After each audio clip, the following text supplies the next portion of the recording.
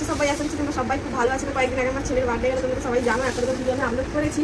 তো সেই উপলক্ষে কে কি গিফট দিয়েছে সেটাই আজকে তোমাদের সঙ্গে একটুখানি শেয়ার করবো ভাবছি। তো তোমরা প্রথম থেকে ভিডিওটা দেখতে থাকো, যদি ভিডিওটা বড় হয়ে যায় কিন্তু পার্ট 1 পার্ট 2 করে দেবো, তোমরা দেখে নেবো, ঠিক আছে? তো চলো একটা একটা করে দেখাই। এখানে গাড়ি পেয়েছিলাম, তো এটা একটা রোবট গাড়ি,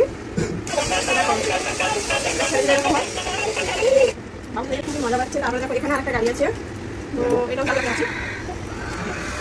তো এটা একটা হয়ে গেল। আর এই এটা একটা রিমোট কন্ট্রোল গাড়ি আছে, তো এটা আমি চালু করতে পারবো না, জানি না।